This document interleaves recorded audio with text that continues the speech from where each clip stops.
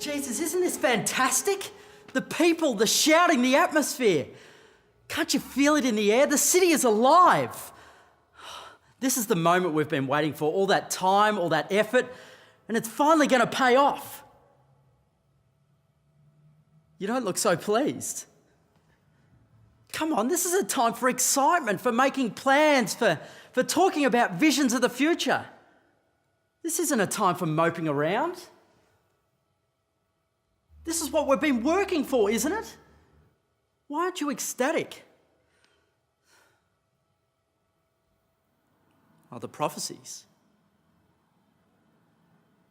You really think that's all going to happen, all that stuff you said about being handed over to foreigners and beaten, spat on, killed? You really think that's all going to happen? Now, in Jerusalem? Look, Jesus, there's nothing to be worried about. No one's going to hurt you. I mean, take a look around. Look how the people love you. They'd riot in the streets if the Romans or the Sanhedrin ever laid a finger on you. They'd never let you be killed. I'd never let you be killed. People are going to blame me for this, you know. When history looks back and makes its judgments, I'll say, gee, that Judas guy was a bit of a nasty piece of work, wasn't he? No one will remember the disciple or the passionate revolutionary. They'll just remember Judas the betrayer, the man who killed God.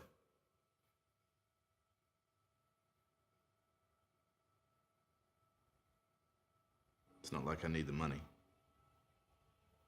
I have the life savings of every disciple in my back pocket. No. I have no need of bribes.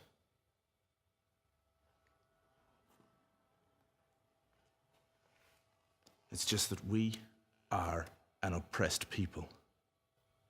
The tyrants of Rome feed on our nation like locusts. They dirty our streets, they pollute our temple. You are the Messiah, the Son of the living God. It is your purpose, your reason for being, to free Israel from oppression. If you're not going to do that, then why are you here? What are you waiting for? I believe you are the Messiah. But if you're not going to free our people, then what good are you?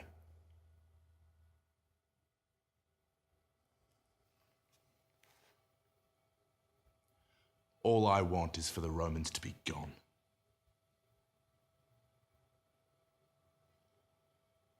If someone has to force your hand, it might as well be me.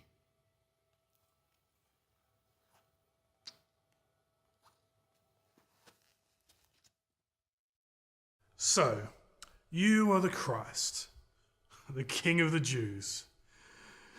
You've been causing quite a stir, you know. The Pharisees and the Sanhedrin, they're baying for your blood. I don't see what all the fuss is about, really. You don't look that dangerous to me. And it's not like you're trying to spark an insurrection. In fact, these teachings seem to be doing the empire some good. All this talk of loving your family and loving your neighbour, most importantly, paying your taxes on time. The empire sees nothing wrong with these teachings. The empire sees nothing wrong with you. The Sanhedrin want me to find you guilty of some crime you've committed. I see no crime here. My wife wanted me to stay clear of you, you know. She had a dream that it might be dangerous to try the Messiah. Are you the Messiah? Are you even going to answer me? Look, I can't help you unless you speak to me. You said you wanted to speak the truth. Well, what is truth? We've both got our own kinds of truth. Fine. You won't speak to me? Fine. You want to die a martyr's death? Fine. I wash my hands of you.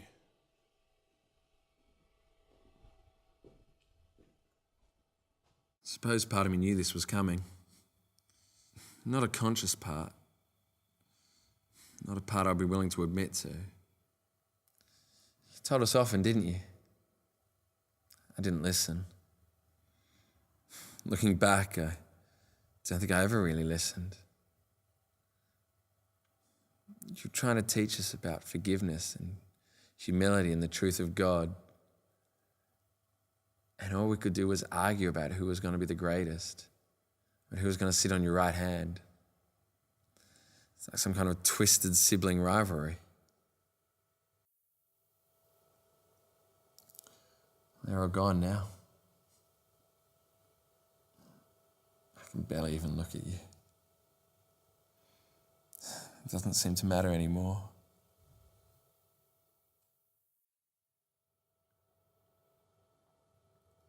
I'll look after her. Your mother? I'll make sure she's cared for, respected, like she was my own.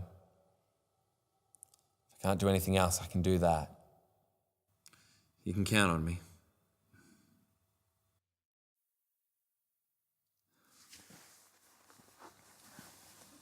See all the things we didn't do. All the things left undone.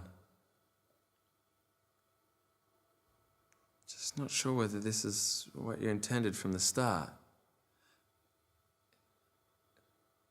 It's as if everything we witnessed, the miracles, the teaching, the friendship, was all leading to this. I think I'm finally beginning to understand.